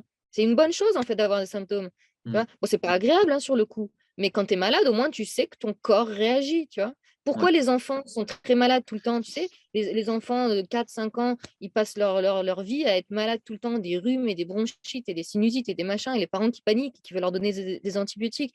Si les enfants ont des réactions de folie comme ça, ont des symptômes de folie, c'est parce que leur corps est super vigoureux. Il y a une super vitalité. Moi, je me souviens quand j'étais enfant que j'étais malade, quand je vomissais, mais je vomissais, tu vois? C'était pas ou Vomissez j mes tripes. quand j'étais malade, j'étais malade à un point où je pouvais même pas me mettre debout. Je me souviens un jour, ma mère, elle partait, elle me dit: «Ferme la porte derrière toi» et j'arrivais même pas à me lever pour fermer la porte parce que dès que je me levais, c'était Ouais, je ouais. vomissais mes tripes et Ouais, cetera. ouais. C'est super impressionnant, mais pourquoi? C'est super au contraire d'avoir des symptômes super forts. Ça veut dire que ton corps, il a la Mmh. vitalité dont il a besoin pour expulser les saloperies. Ouais. Voilà et pour revenir au gars, avec les dents, dégueulasses, à cause de l'acide Pété, ouais. ascorbique, bah, alors, les gens vont te dire: «Bah, il avait qu'à prendre en gélule, comme ça, au moins, ça reste pas dans la bouche et hop, Mmh. tu vois? Il le prend en gélule et ça va pas abîmer ses dents». D'accord? Mais, au-delà de ça, bon, alors effectivement, ses dents, elles ont pourri parce que c'était de l'acide. Après, ça aurait pu arriver avec n'importe quel autre acide, hein. Tu prends de l'acide citrique, tous les jours, ça lui aurait fait la même chose que l'acide ascorbique.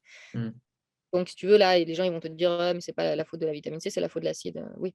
Bon, mais en tout cas, voilà, le problème principal, de l'acide ascorbique et de toutes les autres vitamines, comme on l'a dit et autre chose, de toute façon, ce sera que c'est pas naturel, ça vient pas avec les cofacteurs. Ça, c'est vraiment le problème principal de toutes ces choses-là, quoi. Mmh.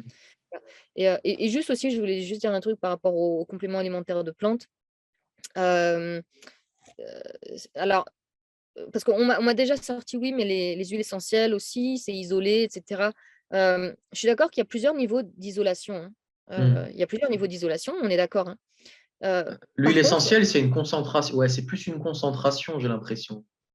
alors Ouais. on isole quand même, tu vois? Et Ouais, on ouais, ouais, enlève, bien sûr, oui. ouais, parce qu'on enlève de toute la matrice quand même, hein. On garde toute Oui, l'essence, tu vois? ouais, ouais. C'est juste certaines molécules et on enlève du reste. Ce que je veux dire, c'est qu'il y a pas un nutriment isolé, hein, dans Voilà l'huile essentielle, il y a et bah, plusieurs choses quand c'est même. ça qu'il faut comprendre. C'est qu'une huile essentielle, ça n'est pas une molécule.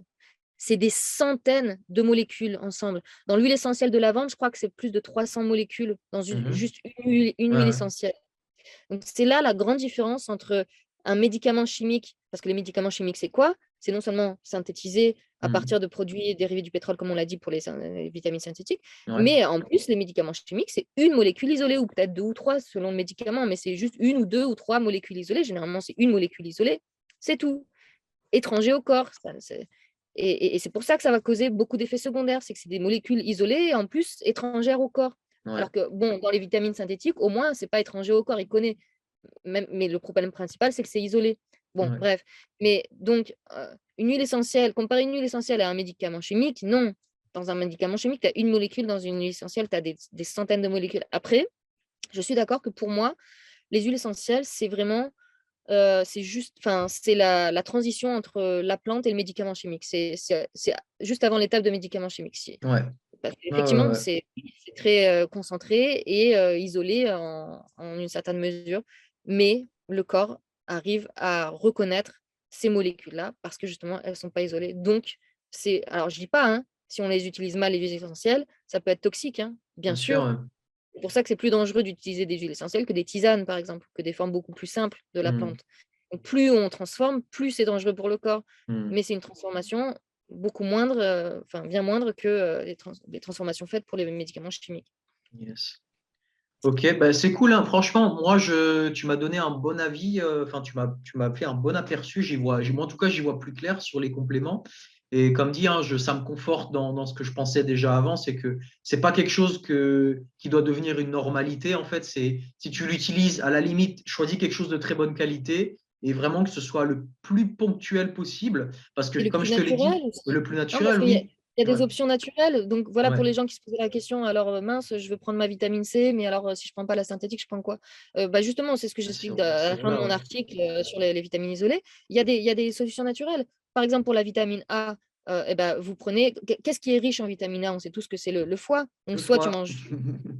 soit tu manges du foie, soit si tu aimes pas le foie ou je sais pas, ou si tu préfères des pilules, bah, tu prends du foie, en gélules. Ouais, Ça existe avec la marque Ancestral Supplements, il y a d'autres marques qui font ouais, ça. Enfin, il y en a une autre en Europe ouais, qui fait ça, où c'est des organes, qui réduisent en poudre, en fait, ouais. et voilà, bon, bah, tu fais ça. Vitamine B, bah, c'est pareil, il y a quasiment toutes les vitamines B dans le foie, donc bah, c'est pareil dans ta gélule de foie, tu auras plein de vitamine B, tu auras peut-être pas assez de vitamine B1, mais pour la vitamine B1, on sait que c'est dans le germe des céréales et des graines, bah, donc tu peux prendre du germe de blé ou de l'huile de germe de blé, même si c'est pas l'idéal, mais bon. Mmh. Pour la vitamine C, bah, tu prends un concentré comme de l'acérola ou du camu-camu ou Un n'importe fruit, quoi. ouais, tu prends un fruit, quoi. Un fruit Voilà, en riche en vitamine concentré. C, quoi. Ouais, Oui, et que tu prends en concentré. La poudre d'acérola en 2 cuillères à café par jour, ça te fait 1000 milligrammes. ouais. C'est pas mal. Hem, et cetera pour toutes les autres vitamines. Bon, j'ai détaillé ça dans mon article. Mais alors juste pour finir aussi, puisque je viens de parler de quantité, un autre argument pour la vitamine C synthétique, c'est oui, mais avec, quand tu prends de la vitamine C naturelle comme de la poudre d'acérola, tu n'obtiens que quelques milligrammes. C'est pas suffisant. Il faut plusieurs grammes par jour. Hem, Attention là, hein. alors alors la vitamine C synthétique, il faut peut-être en effet plusieurs grammes par jour parce qu'elle est beaucoup moins absorbée que la vitamine C naturelle. La vitamine C naturelle avec ses cofacteurs, parce qu'elle vient avec ses cofacteurs, elle est absorbée correctement par le corps, et entièrement par le corps. La vitamine Mmh. C synthétique, pas du tout et il y a des études qui le montrent. OK? Ouais. Voilà. Donc il y a des façons naturelles de se supplémenter en vitamines. Pensez à des concentrés alimentaires, voilà. Mmh. Hem, pour, les minéraux, bah, pour moi, la meilleure source, c'est l'eau de mer. Voilà, comme j'explique dans ma vidéo sur l'eau de mer, ou sinon c'est, voilà des aliments, extrêmement concentrés en minéraux comme le foie, encore une fois, le foie qui est super, vraiment un super aliment, hein, tu as tout dans le foie, hein. Le foie, c'est un concentré multivitaminé, hein. Ouais. Moi Et je puis aussi, ouais. je voulais Vas-y, te faire vas-y. un clin d'œil par rapport à ta diète, primale. Si vous voulez une alimentation riche en tous les nutriments, bah, mangez primal, quoi. Il y a pas meilleure alimentation pour la préservation des vitamines, des minéraux, des enzymes et cetera. C'est en mangeant cru. Parce que qu'est-ce qui va faire que les vitamines, Mmh. disparaissent ou sont en moindre quantité dans notre alimentation? C'est surtout le processus de cuisson. Quand tu cuis, bah, forcément, tu as moins de vitamines et puis tu as un changement au niveau, des minéraux aussi, des minéraux qui se précipitent et puis tu as plus les enzymes non plus, ce qui fait que tu vas moins absorber. Donc, la meilleure alimentation, si vous voulez des vitamines, c'est, alimentation crue, mais crue de tout, hein. Je parle pas que des végétaux, hein, Ah ouais, hein. du gras, hem, des produits animaux, du foie, si vous mangez à Primal, alors Mmh. là, vous êtes sûr que vous serez jamais carencé en quoi que ce soit, hein. Ça, c'est sûr. Ouais. Ouais, moi, tu vois, comme je te disais tout à l'heure, ce qui me fait peur, ce qui m'inquiète, c'est vraiment l'auto-complémentation parce que toi, peut-être que tu le vois pas, mais moi, je te dis, pour poursuivre quand même quelques personnes du fitness, parce que souvent ils s'y connaissent pas mal en nutrition, et même autour de moi, mais c'est une hécatombe, hein. Je connais pas un sportif de mon âge qui se complémente pas, hein. Je te dis Mmh. honnêtement, hein, dans mon entourage, tout le monde, et je te parle même pas des gens qui font de la compétition, hein, je te parle juste des gens qui vont au CrossFit 2 fois par semaine, tu vois, ils se complémentent tous. Et quand tu vas chez eux, ils ont 5, 6, 7 sachets de poudre, Ouais, tu vois. Et ça, c'est pas des mmh, trucs ponctuels. Ils en prennent toute l'année, tu ouais, vois. Et ouais, ça, ouais, c'est inquiétant. Et il y a un business derrière. Putain, mais ouais. ils se font des couilles en or, quoi. C'est pour ça Ouais. d'ailleurs que je pense que, tu vois, c'est mis en avant, on en fait la promotion parce qu'il y a un tel business. T'imagines le mec qui arrive et qui dit tous ces trucs-là, ça va pas vous faire du bien sur le long terme. Et d'ailleurs, tu sais, j'avais vu ta vidéo sur la vitamine D. La vitamine D va être interdite, tant mieux. Et c'est vrai Ouais. que tant mieux peut-être d'un point de vue long terme, et Bon, tant c'est un mieux peu peut-être, tu provoque, hein. vois. Oui, bien C'était un sûr, peu provoque, en j'ai fait. compris. Ouais, Mais ouais. c'est vrai que d'un point de vue ponctuel, et là, les gens qui sont intéressés par le sujet, je vous invite à aller voir les vidéos de Michael Gundil, qui lui passe en revue tous les jours la littérature scientifique de la maladie du crapaud. Tu vois, je garde tes termes pour ne pas se faire striker la vidéo.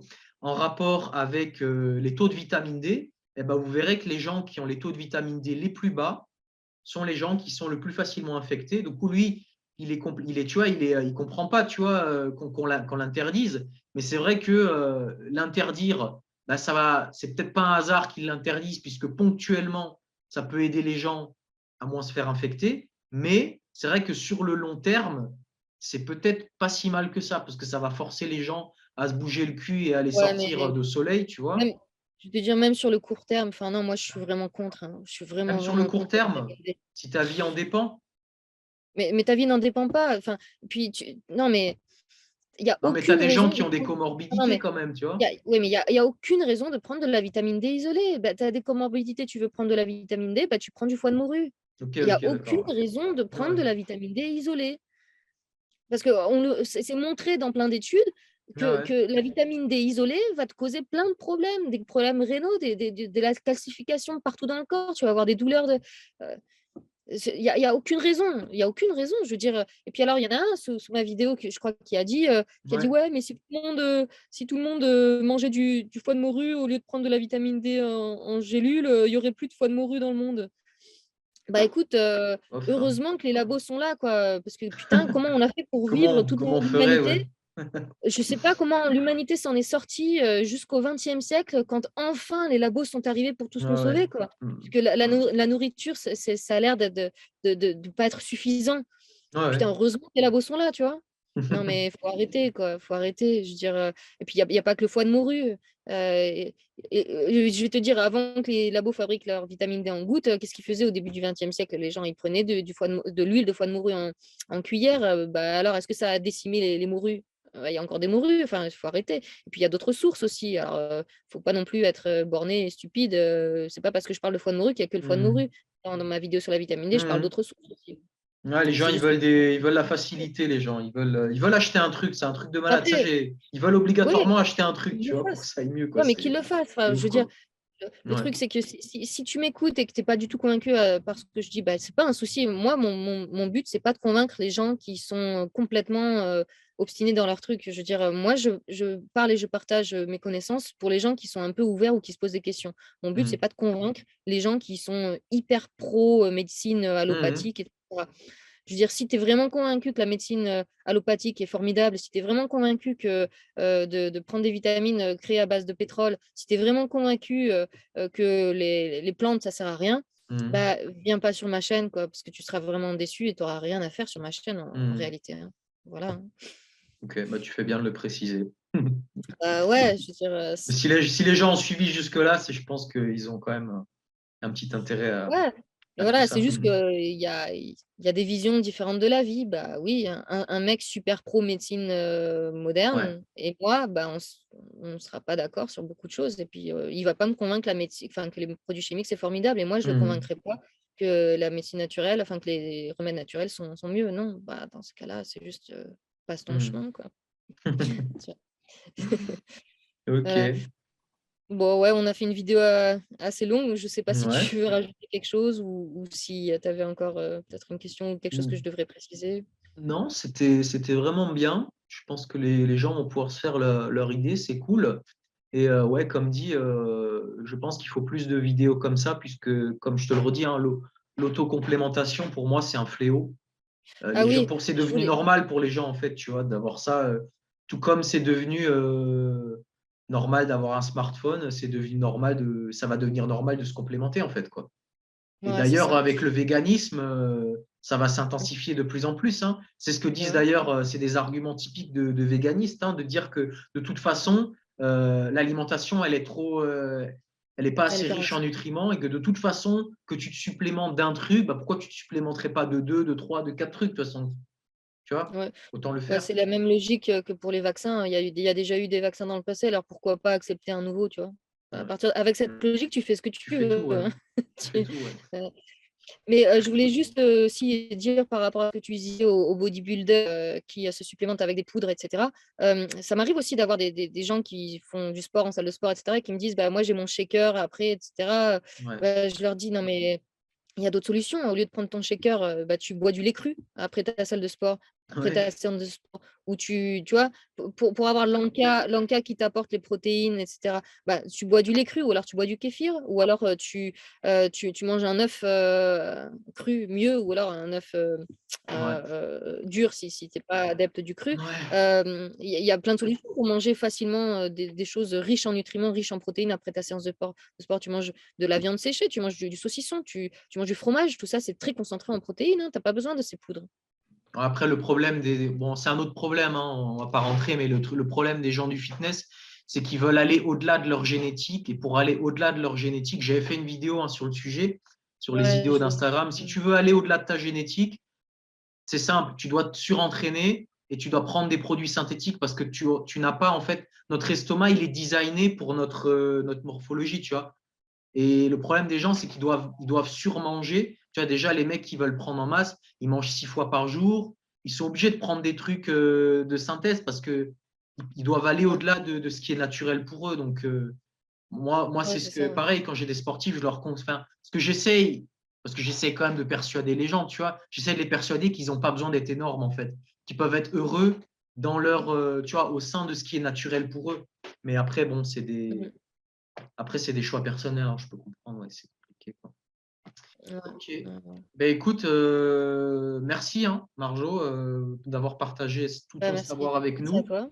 Je pense que ça va aider beaucoup de monde. Moi, c'est la première vidéo sur les compléments et je pense que j'y vois déjà beaucoup plus Je clair. alors je Aujourd'hui. sais, j'ai bien conscience que dans le monde francophone, je suis un peu à peu près la seule. Bon, peut-être que je suis pas la seule, c'est juste que peut-être que j'ai pas vu, d'autres et Ouais, puis c'est vrai que je m'intéresse pas trop au monde francophone, mais bon, en tout cas, j'ai l'impression que dans le monde francophone, on n'est pas nombreux. Si je suis pas la seule, on n'est pas nombreux, à dénoncer la toxicité des vitamines et minéraux isolés. Mais dans le monde anglophone, enfin voilà, moi j'ai partagé récemment des articles de la fondation Weston Price. ouais, On est tous d'accord dans la fondation Weston Price, hein, que la nourriture, il faut toujours, avoir ces sources de la nourriture et pas des produits chimiques et même pas ouais, des vitamines, ouais. comme ça isolées, quoi. Enfin, Ok. donc voilà, si vous êtes curieux sur ces choses-là, renseignez-vous dans le monde francophone. Allez voir notamment, le site internet de la fondation Weston Price où, il y a beaucoup d'articles et de choses, sur ces choses-là. Ok, top. Eh ben écoute, il me reste plus qu'à te remercier et puis à rediriger tout le monde vers ton site, vers ta chaîne qui sera en description si vous voulez en savoir plus. Merci à tous Cool. d'avoir suivi la vidéo et puis on vous dit à bientôt. Salut! Allez, à plus. Ciao, ciao.